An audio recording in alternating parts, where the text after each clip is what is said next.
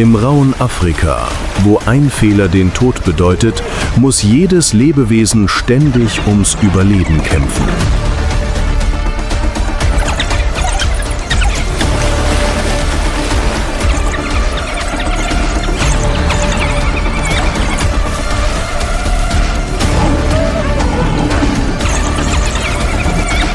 Von den Sümpfen bis zum Meer ist jeder Augenblick von Schweiß, Blut und purem Lebensinstinkt geprägt.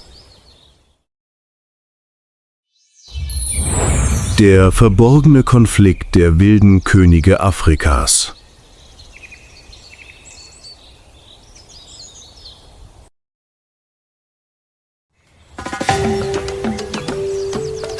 Die Sonne geht gerade über dem Okavango-Delta auf und ihre ersten goldenen Strahlen beleuchten das ruhige Wasser und malen ein majestätisches Bild der Natur.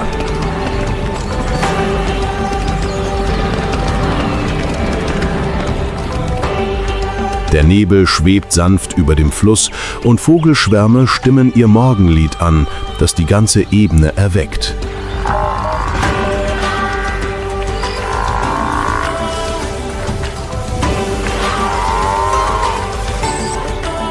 Dies ist eines der größten Binnenökosysteme der Welt.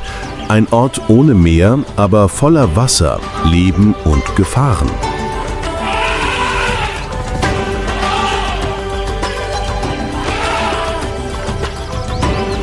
Eine Reise, die im Süßwasser im Herzen des Kontinents beginnt und in den salzigen Wellen des Südens endet.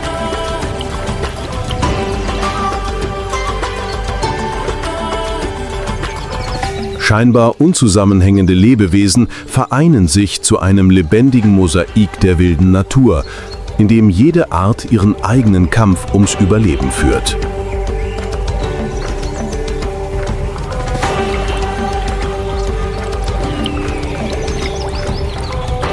Unter der ruhigen Oberfläche des Okavango-Deltas gleitet ein dunkler Schatten dahin.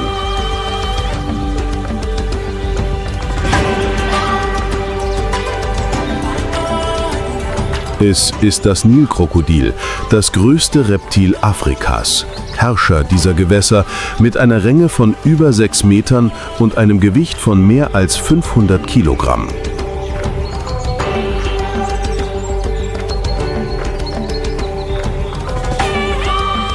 Mit seiner rauen Haut wie eine Rüstung und seinen stets wachsamen Augen ist es die Verkörperung des Todes im Reich der Natur.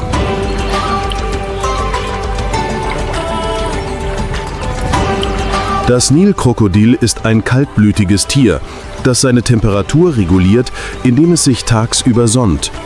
Und es kann stundenlang unter Wasser bleiben, um seine Beute zu überfallen.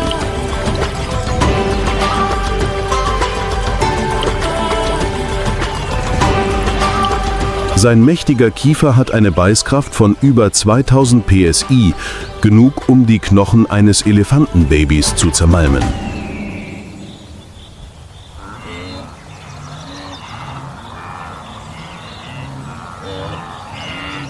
Die Sonne steht hoch am Himmel und das Licht brennt auf die Wasseroberfläche in der Ebene.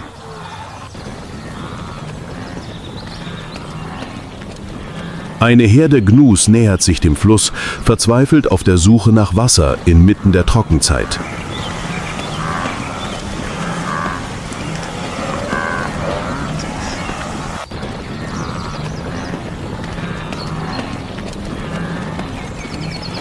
Jeder Schritt fällt ihnen schwer, aber ihr Instinkt treibt sie voran.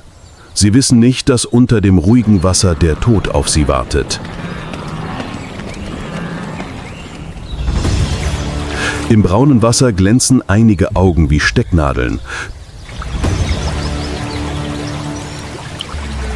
Dutzende Nilkrokodile liegen regungslos wie tote Baumstämme am Ufer.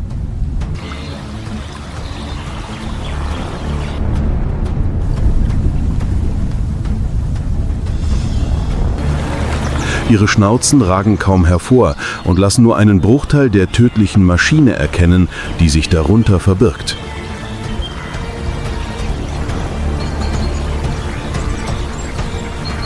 Die Herde drängt sich an das Ufer und stürzt sich plötzlich ins Wasser.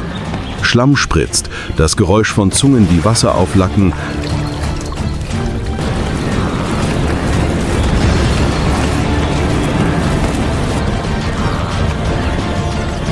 angespannte Schultern, gespitzte Ohren, aber der Durst hat ihre Wachsamkeit außer Kraft gesetzt.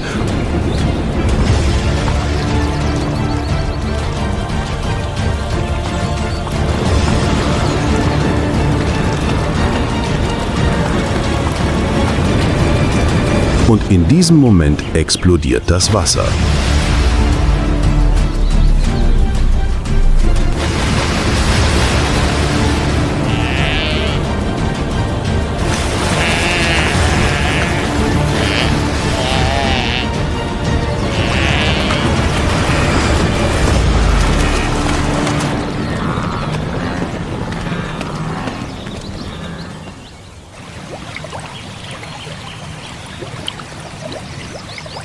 In der Welt des Okavango trennen Leben und Tod nur ein einziger Biss.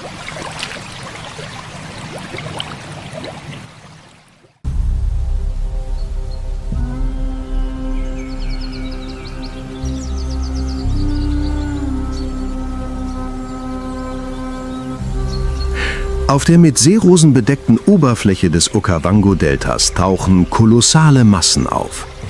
Flusspferde, Giganten des Sumpfes, die friedlich wirken, aber unglaublich gefährlich sind.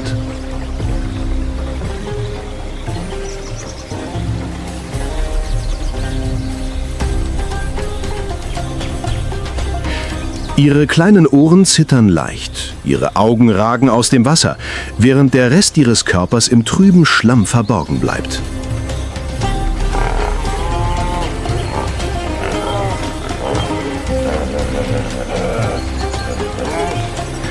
Jedes wiegt mehr als 1 Tonne, wirkt langsam, verfügt aber über brutale Kraft.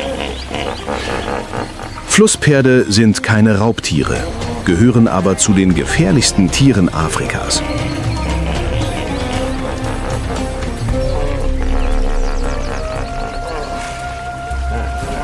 Sie können ein Holzkanu mit einem einzigen Biss zerbrechen.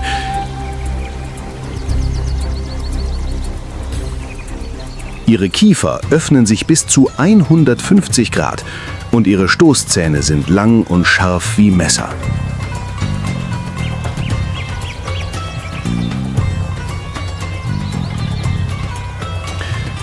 Ihre dicke, raue Haut sondert eine rosafarbene Flüssigkeit ab, die antibakteriell wirkt und als Sonnenschutz dient.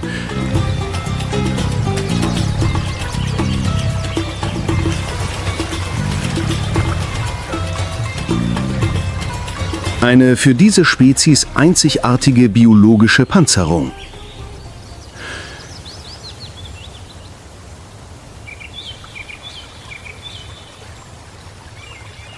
Auf dem Rücken einiger Flusspferde sitzen kleine rot gefiederte Oxpecker-Vögel, regungslos.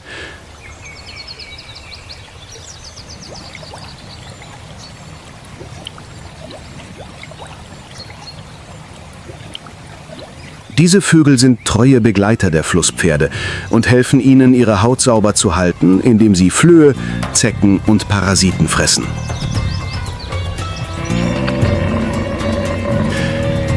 Wenn das Wasser zurückgeht und der Platz knapp wird, kommt mit der Paarungszeit auch zunehmende Spannung auf. Die Männchen werden aggressiv, markieren ihr Revier mit Kot und Urin und sind bereit, sich gewaltsam zu bekämpfen, um sich das Recht auf Fortpflanzung zu sichern. Ihre riesigen Stoßzähne dienen nicht nur zur Zurschaustellung. Sie sind tödliche Waffen in diesem erbitterten Kampf um Nachkommen.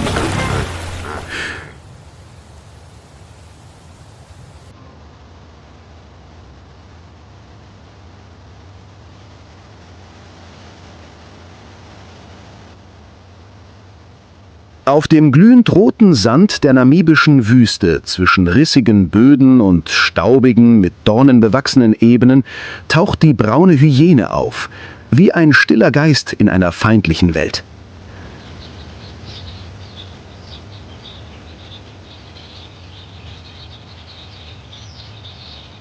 Im Gegensatz zu ihrer bekannteren Verwandten, der Streifenhyäne, hat diese Art kein geflecktes Fell, sondern eine graubraune Färbung.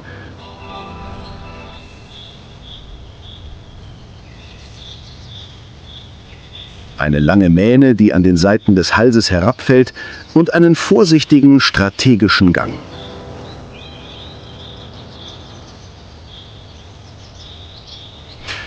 Ihr Lebensraum ist eine Mischung aus Wüste, Halbwüste und Savanne, mit vereinzelten Büschen,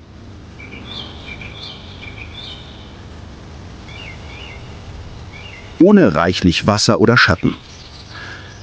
Dieses Gebiet besteht aus Erde, Termitenhügeln und Schluchten, wo die Temperaturunterschiede zwischen Nacht und Tag extrem sein können.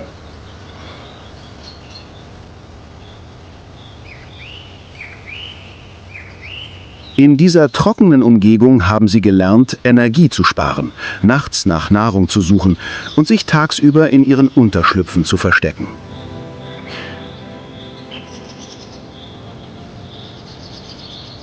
Die braune Hyäne ist ein Meister der Geduld. Sie jagt ihre Beute nicht wie der Leopard oder der Löwe.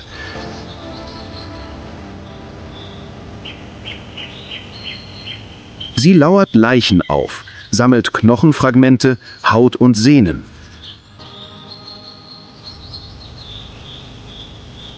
Mit ihrem kräftigen Kiefer und ihren steinharten Vorderzähnen kann sie sogar Schädel zermalmen, was viele andere Raubtiere nicht schaffen.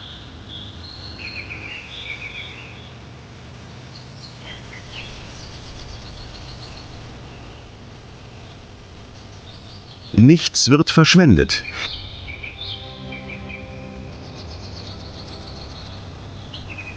Die braune Hyäne ist der effizienteste Aasfresser der Wüste.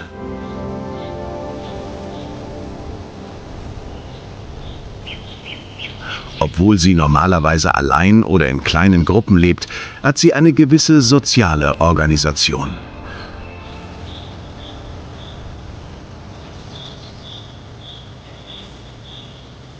Jedes Individuum hat eine definierte Rolle, was Konflikte bei der Annäherung an knappe Ressourcen reduziert.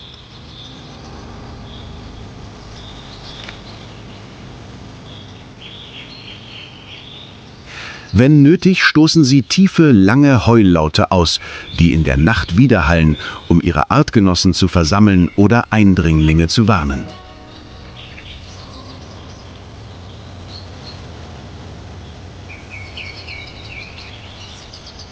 In der Wüste, wo das Leben stets am Abgrund steht,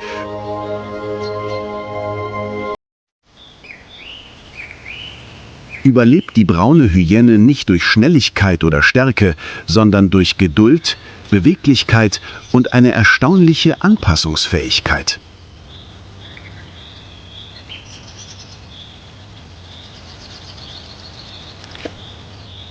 Sie macht keine Geräusche, zeigt sich nicht, aber sie weiß jede Gelegenheit zu nutzen, um zu überleben. Genau wie das Land Namibia, das sie ihr Zuhause nennt.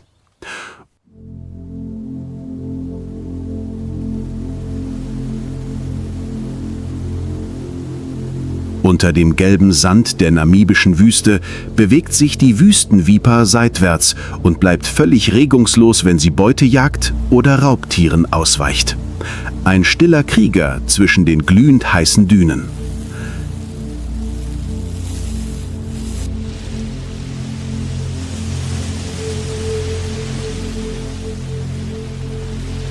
Im Westen, wo der eisige Ozean des Benguela-Stroms auf die Klippen trifft, erwacht eine ganz andere Welt zum Leben, das Reich der Kaprobben.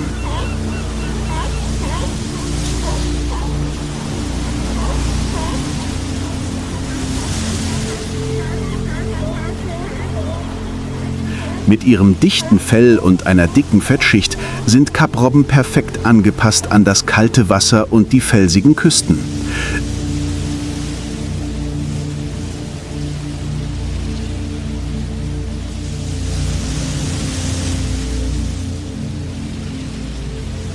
Sie leben in Kolonien von Hunderten oder Tausenden und erfüllen die Luft mit einem ständigen Stimmengewirr, wie ein Meeresmarkt, der niemals schläft.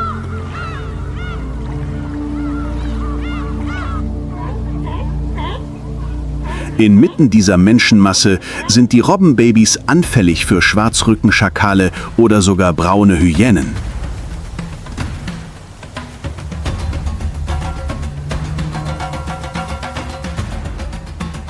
Ein kurzer Moment ohne ihre Mutter reicht aus, damit sie im lauten Chaos der Kolonie verschwinden.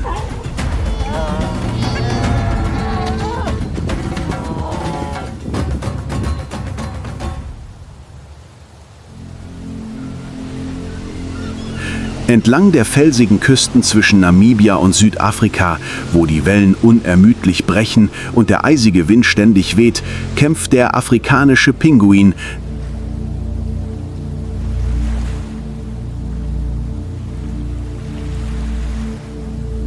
der einzige Pinguin, der auf dem afrikanischen Festland lebt, ums Überleben.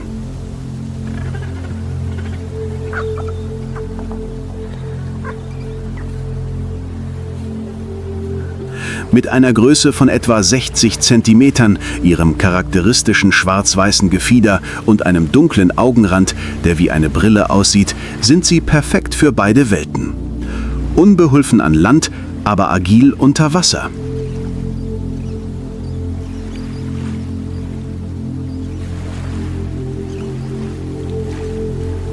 Der afrikanische Pinguin lebt in Paaren und pflegt eine starke emotionale Bindung.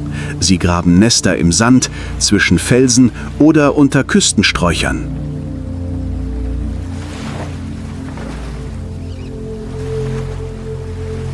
Jedes Jahr legt das Paar in der Regel 1 oder 2 Eier und beide Elternteile wechseln sich ab beim Brüten, Füttern der Jungen und Schützen des Nestes.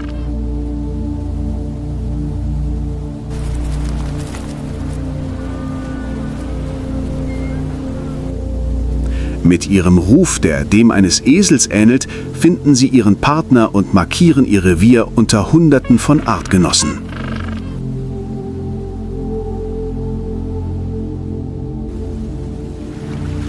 Ihre Hauptnahrung sind Sardellen und Sardinen, Fische, die der kalten Benguela-Strömung folgen.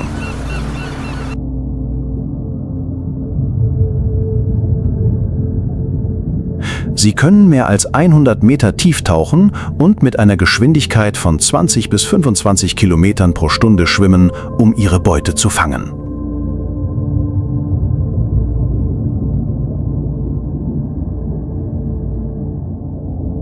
Aber die Reise zum Meer ist voller Gefahren.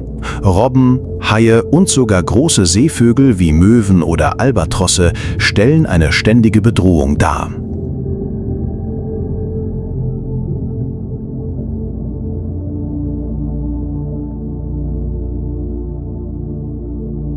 An Land sind Jungtiere, die noch kein wasserabweisendes Gefieder entwickelt haben, sehr anfällig für Wärmeverlust, wenn ihre Eltern nicht rechtzeitig zurückkehren, um sie zu wärmen.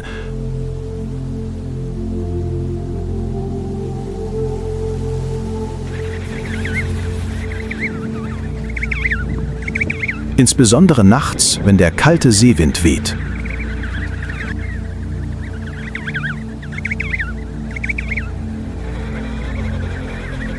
Darüber hinaus schränken menschliche Eingriffe, Ölverschmutzung und Klimawandel ihren Lebensraum zwischen schwarzen Felsen und einem unerbittlichen Ozean immer mehr ein.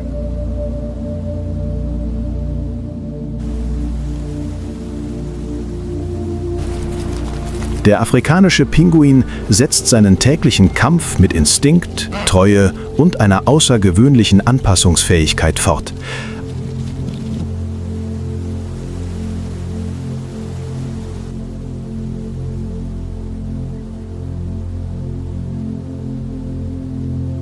Ein kleines, aber widerstandsfähiges Symbol für die wilde Welt des Südens.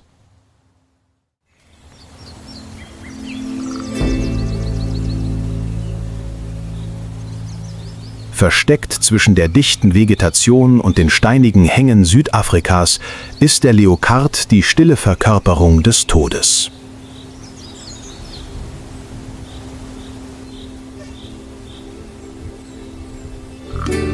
Mit seinem goldenen Fell, das mit hypnotisierenden schwarzen Flecken übersät ist, tarnt er sich perfekt unter der sengenden Sonne der Savanne.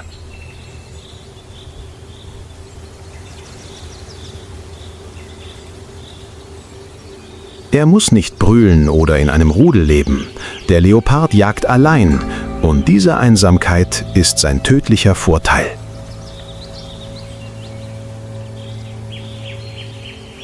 Er ist ein so geschickter Kletterer, dass er seine Beute, selbst wenn sie doppelt so schwer ist wie er, auf einen Baum tragen kann, um sie vor anderen Raubtieren zu schützen.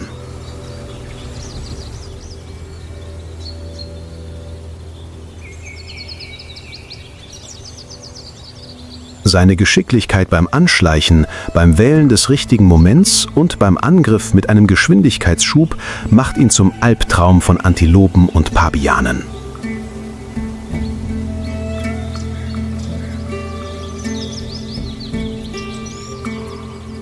Und wenn die Nacht hereinbricht, inmitten des Raschelns der Blätter, kann es der Moment sein, in dem das Schicksal eines Lebewesens bereits gesiegelt ist.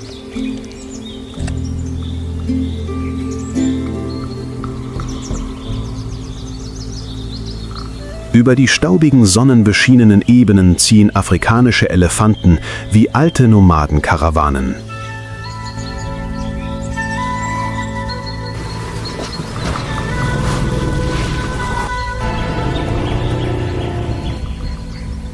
Mit ihren riesigen Ohren wie entfalteten Segeln und ihren empfindlichen Rüsseln voller Emotionen. Sie sind mehr als lebende Riesen, sie sind das Gedächtnis eines Kontinents.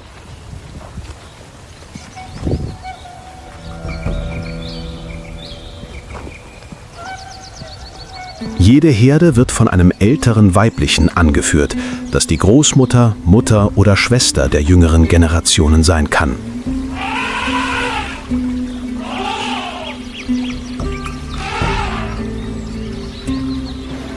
Sie erinnert sich an die Lage der Wasserstellen, die Wanderrouten und sogar die Fallen der Menschen.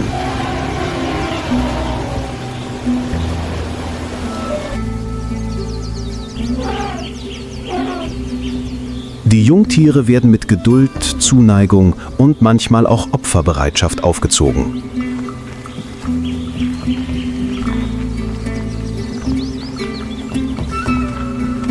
Sie können ein verletztes Mitglied mit ihrem Rüssel streicheln oder alle zusammen zurückkehren, wenn eines ihrer Artgenossen fällt.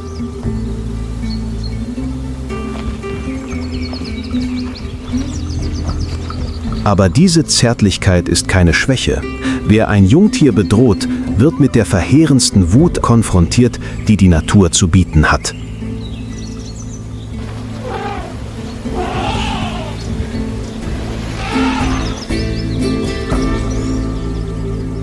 Unter niedrigen Sträuchern auf sonnenverkrustetem Boden gräbt, beobachtet und stürzt sich eine Gruppe kleiner Tiere auf einen alten Termitenhügel.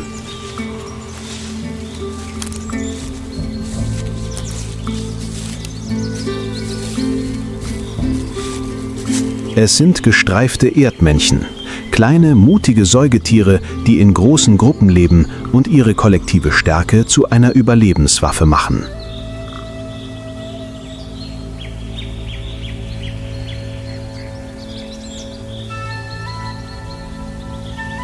Mit ihrem graubraunen, mit Streifen verzierten Fell haben Erdmännchen einen agilen, niedrigen Körperbau und bewegen sich schnell.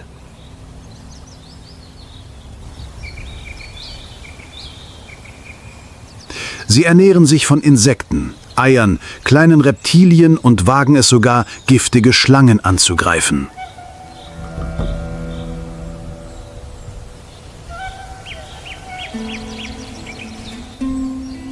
Eines lenkt ab, ein anderes umzingelt von hinten und arbeitet so wie echte, winzige Krieger zusammen. Das Überraschendste ist jedoch, dass sie manchmal zu improvisierten Therapeuten für Warzenschweine werden.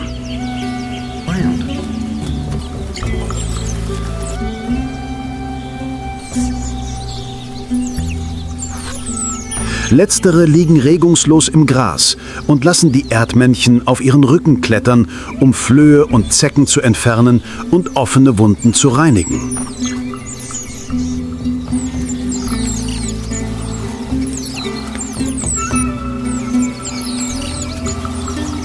Im Gegenzug erhalten die Erdmännchen eine proteinreiche Mahlzeit und schaffen so eine einzigartige symbiotische Beziehung zwischen einem agilen Jäger und einem widerständigen Buschtier.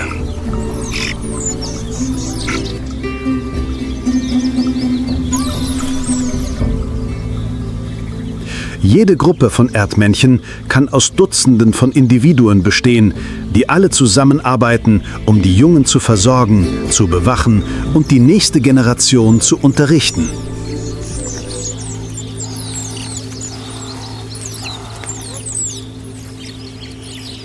In einer wilden Welt, in der nur die Stärksten überleben, entscheiden sich diese Tiere nicht dafür, alleine zu leben, sondern sind auf die Gemeinschaft und unerwartete Allianzen angewiesen, um zu überleben.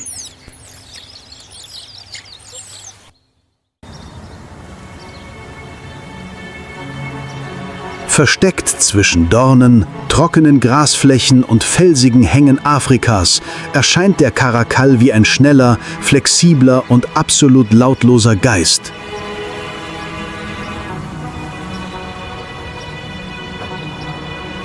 Mit seinem rötlichen Fell, seinem eleganten Körper und seinen aufrechten schwarzen Ohren mit langen speerartigen Bücheln ist er ebenso schön wie tödlich.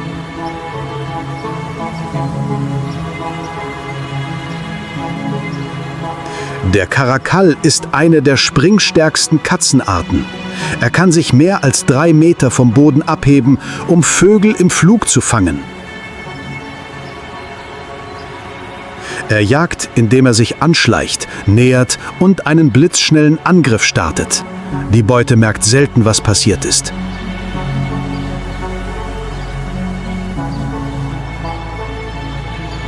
Obwohl er ein Einzelgänger ist, vermittelt jeder seiner Schritte und Blicke die Präzision eines Raubtiers, das aus der Stille geboren wurde. Er brüllt nicht, er schreit nicht. Der Karakal muss seine Macht nicht demonstrieren. Er handelt. In den stillen Nächten markt das letzte Flattern eines Vogels das Ende und alles kehrt zur Stille zurück, als wäre der Karakal nie dagewesen.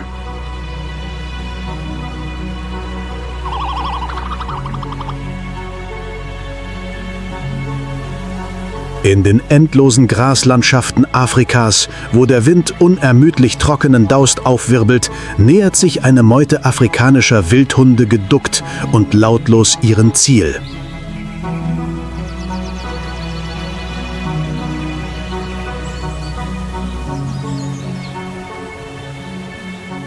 Weiter vorne grast eine Gruppe Gnus, ohne zu wissen, dass die besten Jäger der Savanne sie bereits im Visier haben.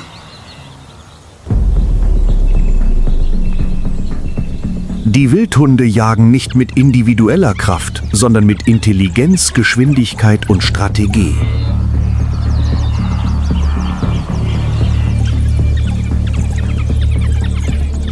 Wenn der Anführer das Signal gibt, schießt die ganze Gruppe los wie eine Flamme, die sich über das Gras ausbreitet.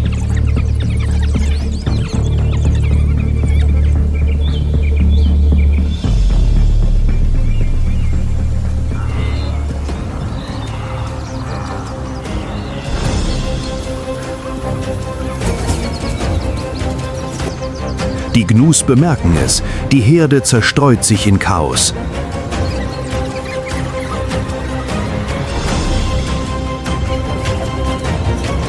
Die Hunde teilen sich auf, einige jagen, andere umzingeln und isolieren ein Junges.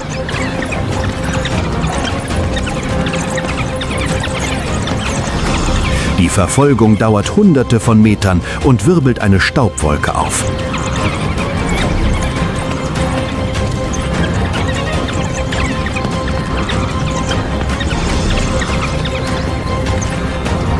Ihre Erfolgsquote bei jeder Jagd liegt zwischen 70% und 80% und übertrifft damit bei weitem die von Löwen oder Leoparden.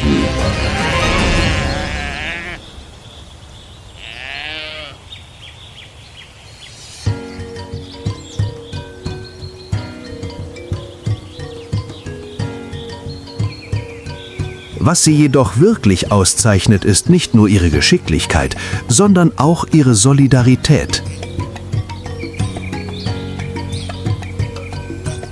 Jede Beute wird gleichmäßig geteilt, sogar mit den Jungen oder Verletzten.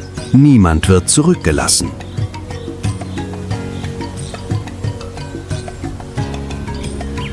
In einer Welt, in der das Leben vom Kollektiv abhängt, ist die Herde afrikanischer Wildhunde der lebende Beweis dafür, dass Stärke manchmal nicht in Reißzähnen oder Klauen liegt, sondern in einem unerschütterlichen Zusammenhalt. Bei jedem Schritt, bei jedem Blick, den die ganze Gruppe austauscht.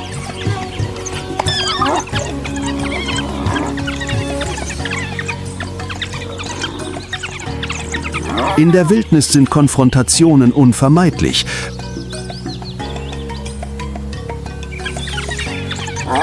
Wenn Wildhunde und Tüpfelhyänen an den Grenzen ihres Territoriums aufeinandertreffen, eskaliert die Spannung.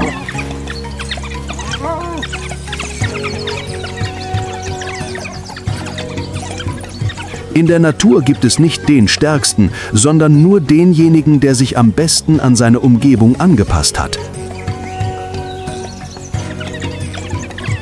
Und genau diese Begegnungen, Konflikte, Allianzen oder Abschiede zwischen den Arten bilden den lebendigen und überraschenden Teppich der Tierwelt, voller Überraschungen, aber auch voller Gleichgewicht. In den trockenen Okavango-Ebenen steht ein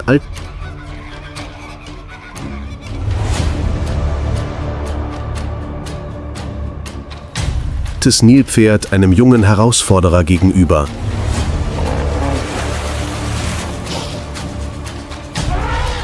Während Elefantenbabys inmitten eines Kreises von Löwen und Hyänen ums Überleben kämpfen.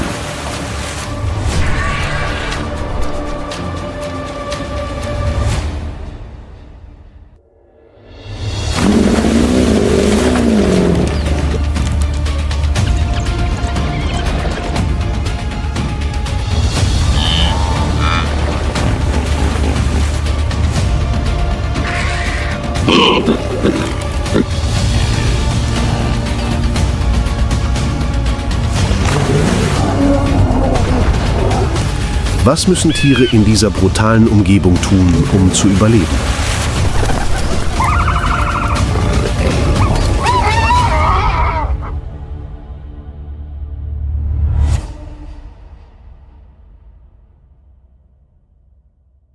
Okavango-Wildnis, der Kampf ums Überleben in der harten Trockenzeit.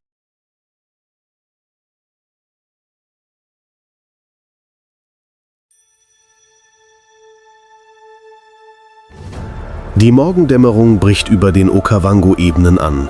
Die Wasseroberfläche ist ruhig wie ein riesiger Spiegel, der das blassrosa Licht des afrikanischen Himmels reflektiert.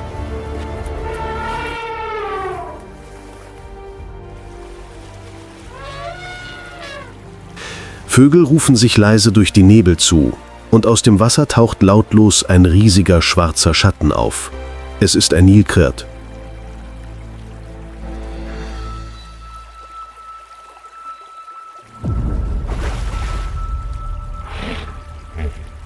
Flusspferde, Hippopotamus amphibius, eines der größten semi-aquatischen Tiere der Welt, sind lange Bewohner des Ökosystems der Okavango-Auen.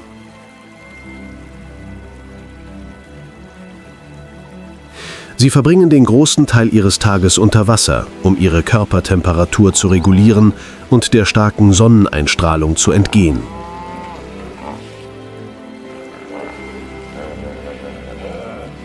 Die Haut des Flusspferds ist dick und einzigartig. Sie kann eine rote, schlammartige Substanz absondern, die als natürlicher Sonnenschutz wirkt und vor Bakterien und UV-Strahlen schützt.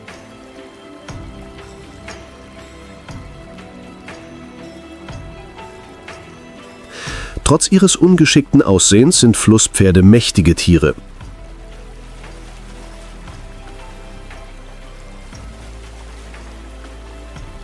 Ein ausgewachsenes Männchen kann bis zu 3000 Kilogramm wiegen.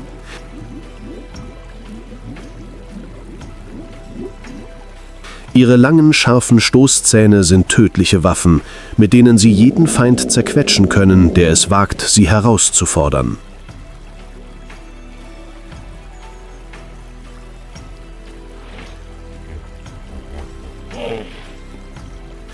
In einem friedlichen Flussabschnitt genießt eine Familie von Flusspferden den kühlen Morgen.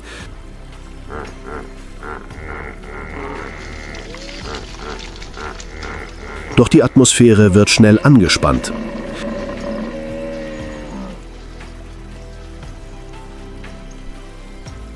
Von stromaufwärts nähert sich ein fremdes männliches Flusspferd.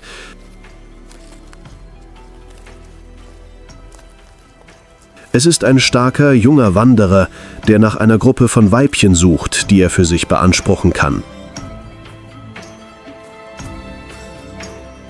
Er hat es auf die Gruppe eines älteren Männchens abgesehen, das dieses Gebiet seit vielen Jahren beschützt.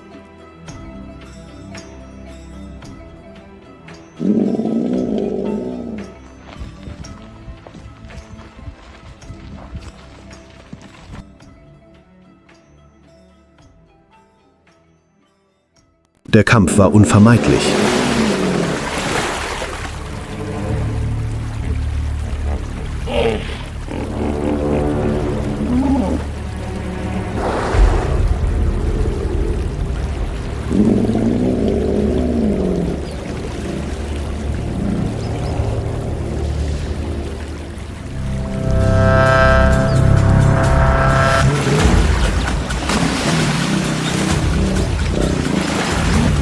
Das Wasser wurde plötzlich chaotisch.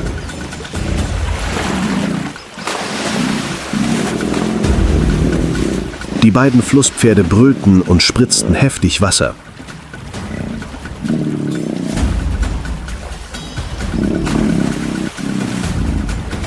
Sie öffneten ihre Mäuler und enthüllten Reihen scharfer weißer Zähne, die wie Messer aussahen.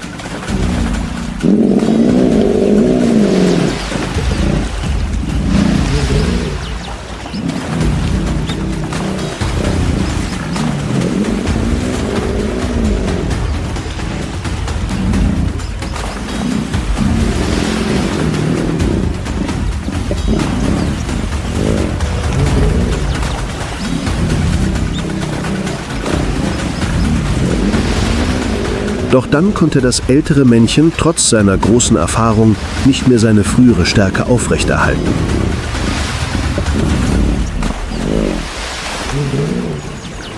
Ein tödlicher Biss seines Gegners ließ ihn taumeln, Blut spritzte ins Wasser.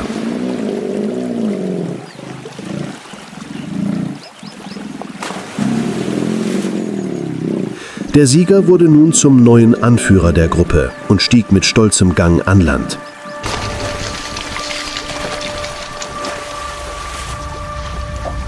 Die Weibchen beobachteten das Geschehen aus der Ferne und rannten nicht davon.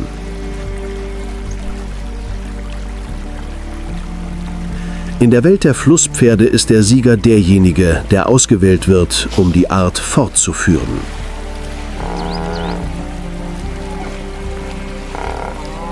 Nach der Niederlage schleppte sich das alte männliche Nilpferd an Land.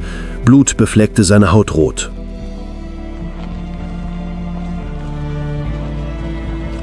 Auf seinem Bach pickten mehrere Madenhacker an seinen Wunden, auf der Suche nach Parasiten, verursachten aber auch noch mehr Blutfluss.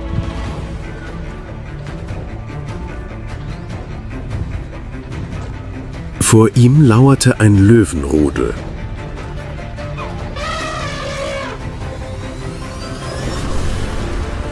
Das Nilpferd drehte sich um, fletschte seine riesigen Stoßzähne und strömte vorwärts, wobei es die Löwen zurückwarf.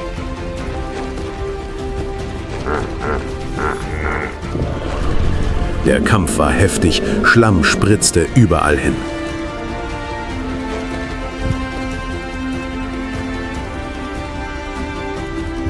Die Löwen versuchten, die Wunde anzugreifen, aber das Nilpferd wehrte sich verbissen.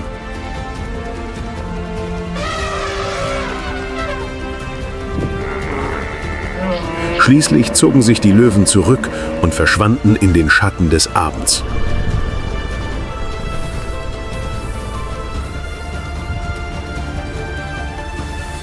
Der Okavango-Fluss, der gerade Zeuge des blutigen Kampfes des Nilpferds geworden war, trocknete allmählich aus.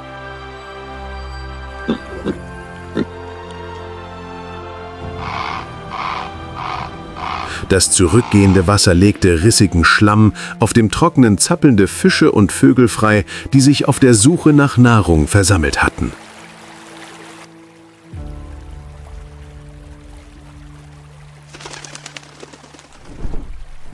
Auf dem trockenen Flussbett waren riesige Fußabdrücke tief in die Erde eingeprägt, die auf die Ankunft einer weiteren Tierart neben den afrikanischen Elefanten hindeuteten.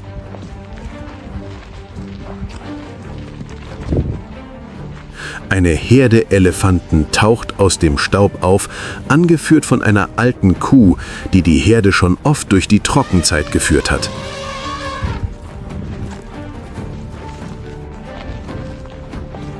In ihrem Gedächtnis sind noch immer die alten Pfade gespeichert, die zu Wasserstellen führen.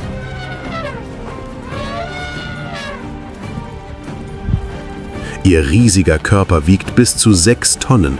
Ihr Rüssel ist so beweglich wie ein Arm und dient sowohl zum Graben im trockenen Flussbett nach Grundwasser als auch als Waffe gegen Raubtiere.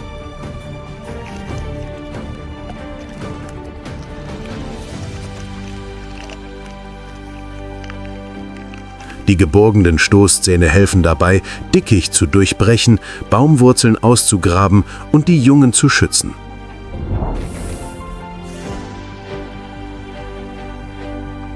Die Trockenzeit macht die Herde zu einem Ziel für lauernde Raubtiere.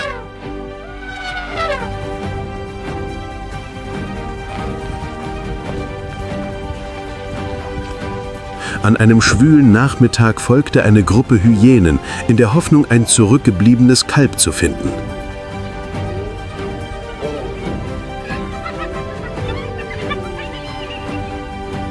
Aber Elefanten sind Herdentiere und würden ihre Jungen niemals im Stich lassen.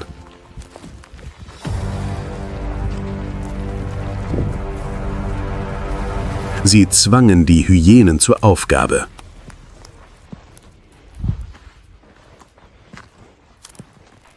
Als die Nacht hereinbrach, verbarg die Dunkelheit noch eine größere Gefahr. Am Waldrand Nähe des Flusses lauerte ein Löwenrudel.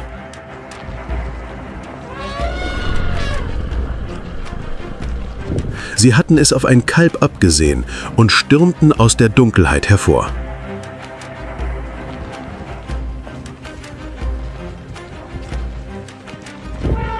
Aber die erwachsenen Elefanten drehten sofort um, bildeten eine massive Barriere und ihr Brüllen zerriss die Nacht.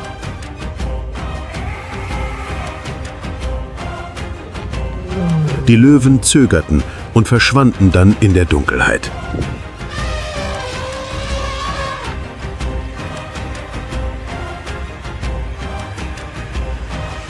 Als die Dämmerung zurückkehrt, findet die Herde dank der Erinnerung der älteren Kuh Wasser.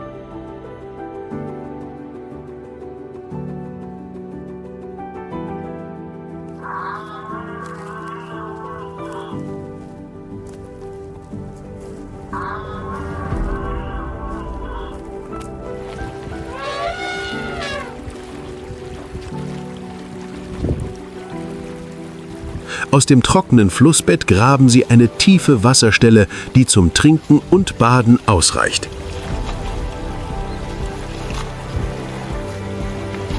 Im frühen Sonnenlicht sind ihre Körper, die einst mit rotem Staub bedeckt waren, nun nass und glänzen im Licht. Ein Zeichen des Lebens, das sich nach einer brutalen Trockenzeit festhält. Als die Elefanten aufbrachen, um eine andere Wasserquelle zu suchen, wich die durstige Ebene einer anderen Macht, dem afrikanischen Büffel.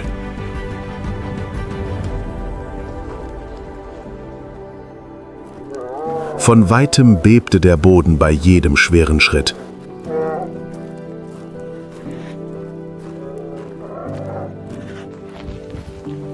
Die Herde schwarzer Büffel, fest wie Stahl, rückte auf die karge Graslandschaft vor.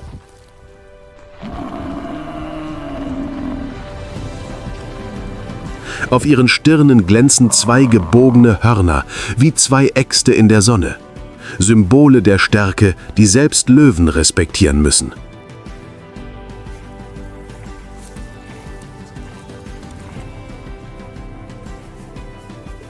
Gnus leben in großen Herden, manchmal zu Hunderten.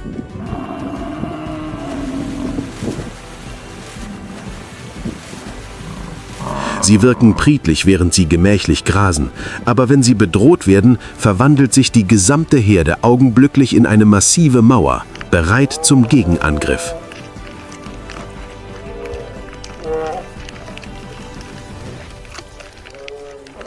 Löwen greifen normalerweise junge oder schwache Tiere an, aber ein Schlag mit einem scharfen Horn kann das Blatt wenden.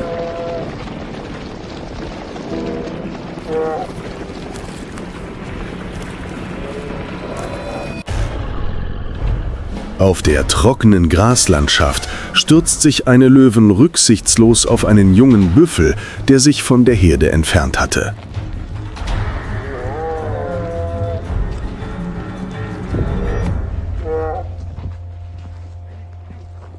Ein Brüllen durchdringt die Luft, aber sofort drehen die erwachsenen Büffel ihre Köpfe um.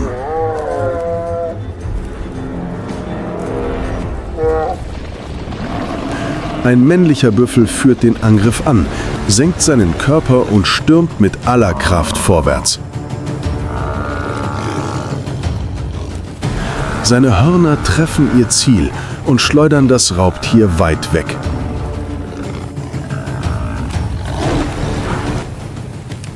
Die Löwen ziehen sich ins Dickicht zurück.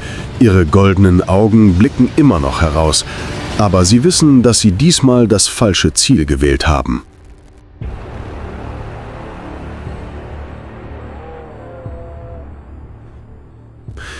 In den rauen Okavango-Ebenen überleben Waldbüffel dank ihrer Anzahl, ihrer Einheit und den furchterregenden Waffen auf ihren Köpfen.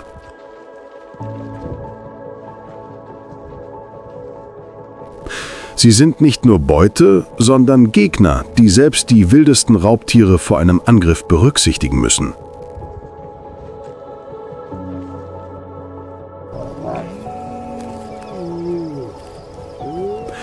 Auf der vom Nachttau noch feuchten Wiese streifte eine Meute Tüpfelhyänen umher.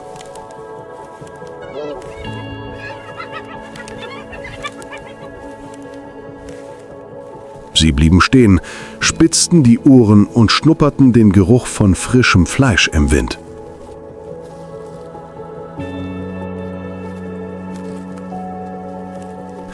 Nicht weit entfernt hatte eine Meute afrikanischer Wildhunde gerade eine kleine Antilope erlegt.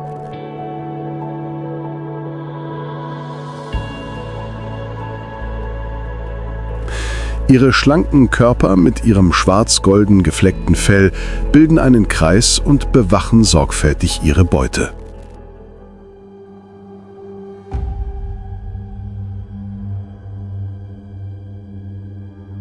Aber das heisere Lachen der Hyänen ertönte und signalisierte, dass Opportunisten angekommen waren.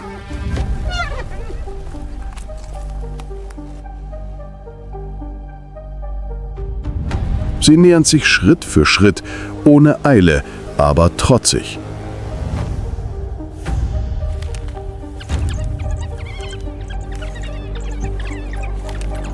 Die Wildhunde bellten wild und zogen ihren Kreis enger.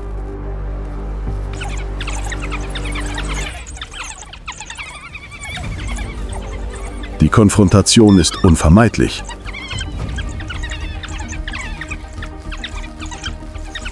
Die Hyänen griffen an. Ihre Körper waren schwer, aber ihre Kraft überlegen.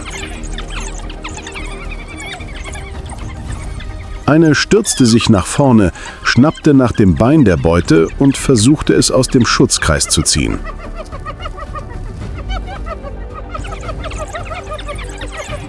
Die Wildhunde konterten sofort, blitzschnell, bissen hart in die Flanke ihres Gegners, bevor sie sich zurückzogen.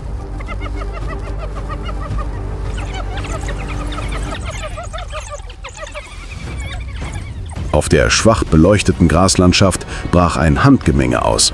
Bei jedem Stoß flog Daust auf.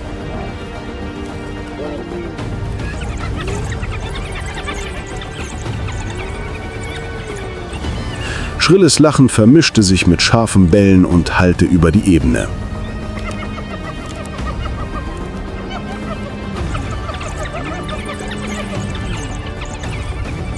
Die Wildhunde setzten auf eine Kreistaktik, aber die Überzahl und Ausdauer der Hyänen verschafften ihnen allmählich die Überhand.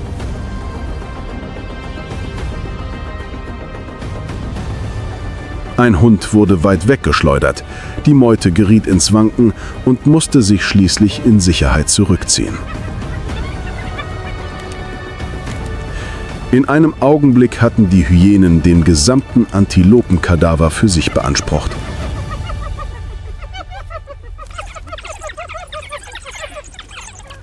Sie drängelten und rissen, ihre kräftigen Kiefer zermalmten die Bonnen.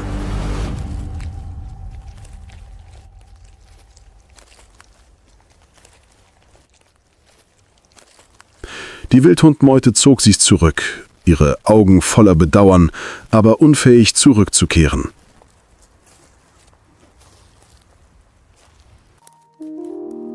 Die Sonne stand hoch im Himmel und ihr weißer Schein strahlte auf die Okavango-Ebene hinab.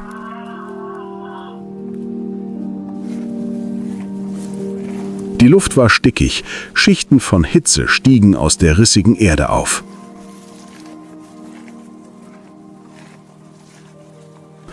In dieser glühenden Hitze tauchte das Löwenrudel aus dem Schatten auf, ihre goldenen Augen glinsten vor Jagdhunger.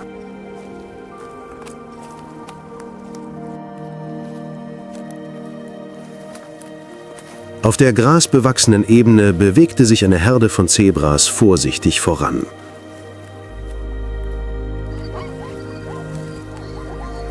Sie wussten, dass es zur Mittagszeit am durstigsten war, was sie zwang, sich den verbleibenden Wasserstellen zu nähern. Aber dort lauerte auch die Gefahr.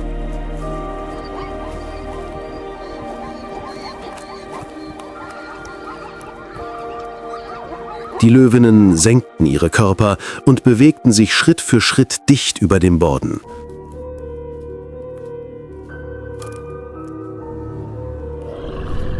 Ihr goldenes Fell verschmolz mit dem trockenen Gras und verwandelte sie in schwer zu erkennende Schatten.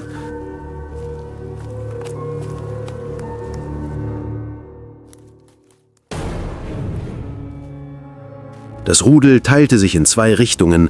Eine Gruppe folgte der Herde, die andere umkreiste sie von vorne und schnitt ihnen den Fluchtweg ab.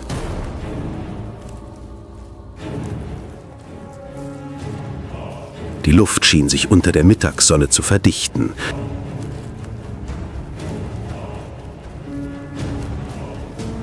Die Zebraherde wurde unruhig, ihre Ohren zuckten ständig nach hinten.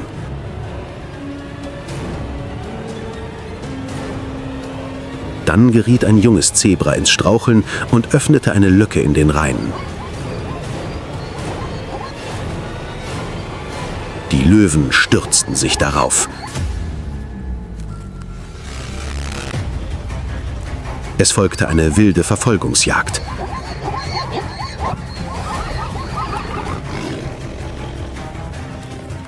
Die Zebras wiehten laut und schlugen verzweifelt um sich, aber das schiere Gewicht der Meute erdrückte sie schnell.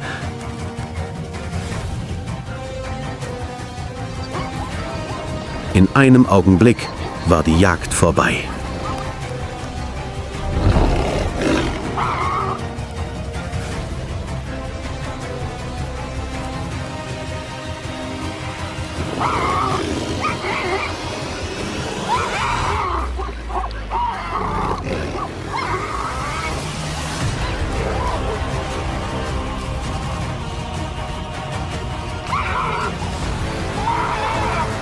Unter der glühenden Mittagssonne umkreisten die Löwen ihre Beute.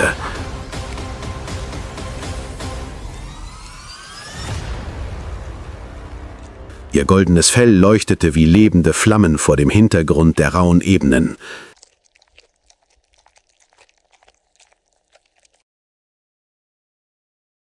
In der Welt des Okavango gehen Leben und Tod, selbst in der größten Hitze, immer Hand in Hand.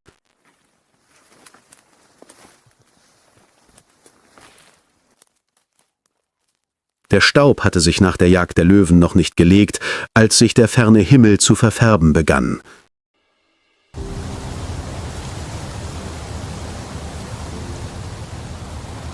Am Horizont sammelten sich dunkle Wolken zu riesigen Massen.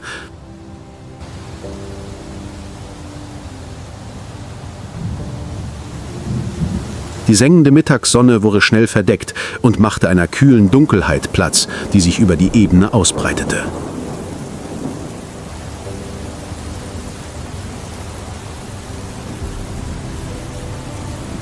Es donnerte und schwere Regentropfen fielen vom Himmel.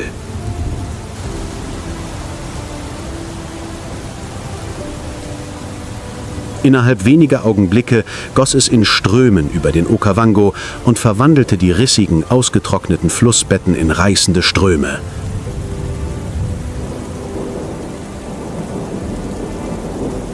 Der Staub wurde weggewaschen und die ausgedorrten Graslandschaften erstrahlten in sattem Grün.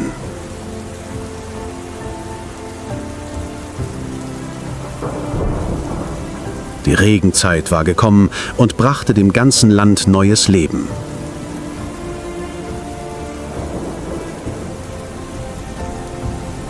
Herden von Antilopen, Zebras und Büffeln verteilten sich über die Ebenen und suchten nach dem zarten Gras, das nach dem Regen sproßte.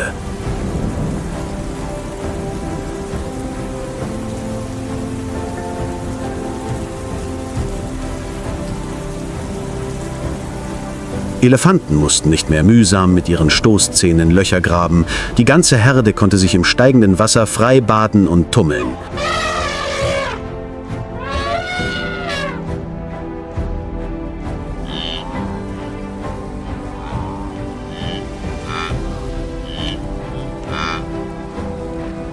Flusspferde tauchten wieder in den vollen Fluss und ihre dröhnenden Rufe hallten über das Wasser.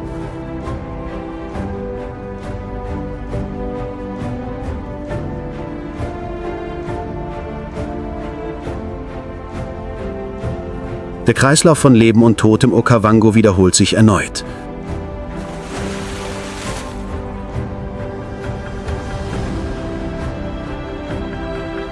Nach der harten Dürre und dem Kampf ums Überleben wird der Regen zu einem Versprechen der Wiedergeburt und verbreitet Leben über die weiten Ebenen.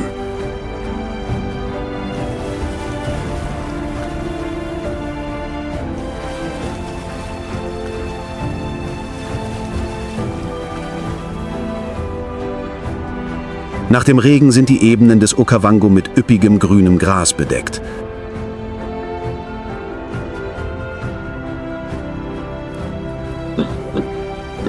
Herden von Gnus verlassen ihre Höhlen und knien sich zum Grasen hin.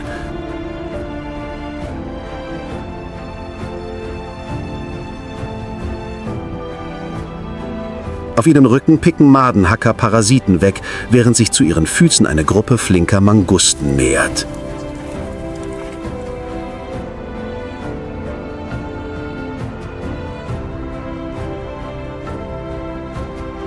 Die Warzenschweine liegen auf der Seite und entspannen sich, während die Mangusten über ihren Rücken, ihren Nacken und sogar um ihre Schnauzen herumklettern.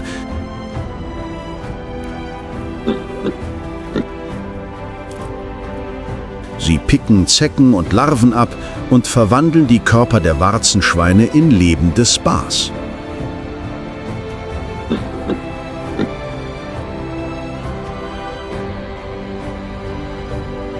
Beide Arten profitieren davon. Das Warzenschwein wird gereinigt und die Mangusten bekommen eine reichhaltige Mahlzeit.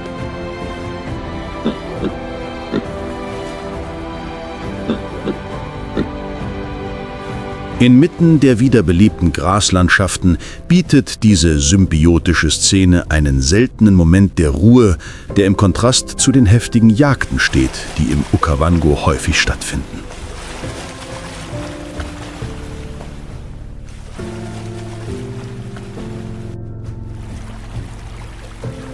Wenn Regenwasser die Flussbäder und temporären Seen füllt, erwacht der Himmel über dem Okavango plötzlich wieder zum Leben.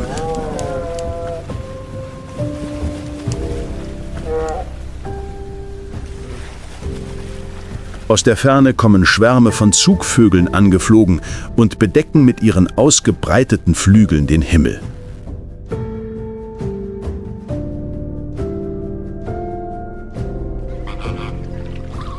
Flamingos reihen sich an der Wasseroberfläche auf und verwandeln den gesamten See in ein leuchtend rosa Band.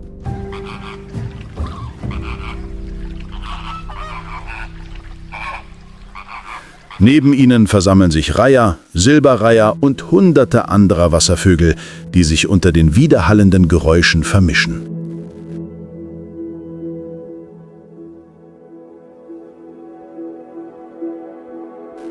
Die Rückkehr der Zugvögel signalisiert die vollständige Wiederbelebung der Regenzeit.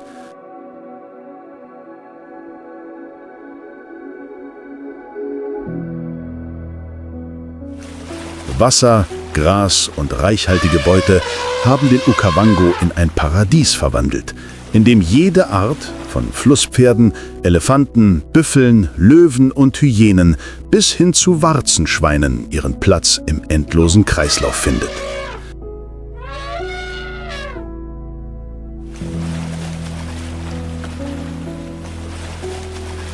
Inmitten der neuen Regenfälle erweckt der Okavango die üppig grünen Ebenen wieder zum Leben. Die Flüsse und Seen treten über die Ufer und alle Lebewesen stimmen in die endlose Symphonie des Lebens ein.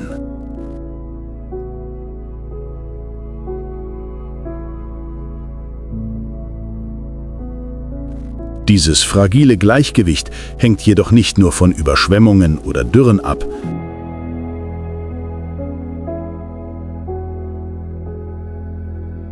Es hängt auch von uns ab.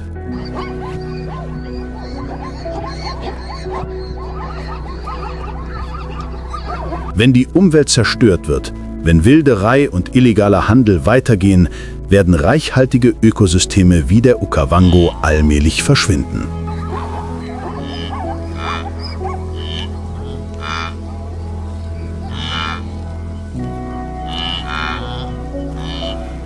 Der Kreislauf des Lebens in den Ebenen des Okavango wird sich mit Regen und Sonnenschein, Wohlstand und Not, Überlebenskämpfen und Momenten wundersamer Symbiose fortsetzen.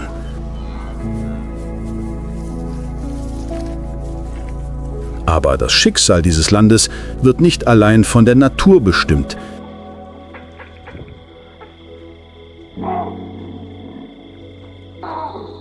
Die Zukunft des Okavango liegt auch in den Händen der Menschen.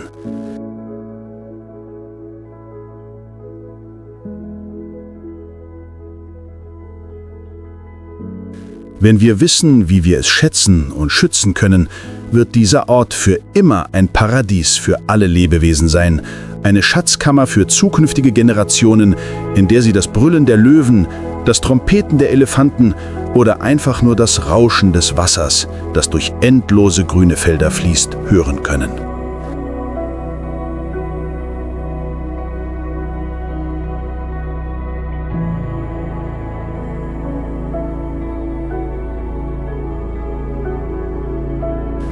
Beim Naturschutz geht es nicht nur darum, wunderschöne wilde Landschaften zu bewahren, sondern auch um Lehren über Verbundenheit, Stärke und den Willen zu bewahren.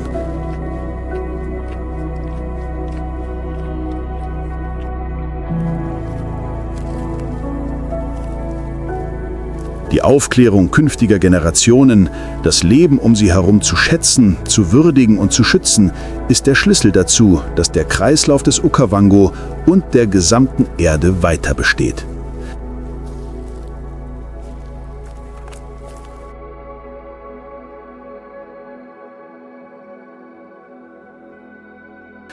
Der Okavango ist nicht nur ein Heim für Wildtiere, sondern auch eine Mahnung. Wir leben erst dann wirklich erfüllt, wenn wir wissen, wie wir das Leben um uns herum bewahren können.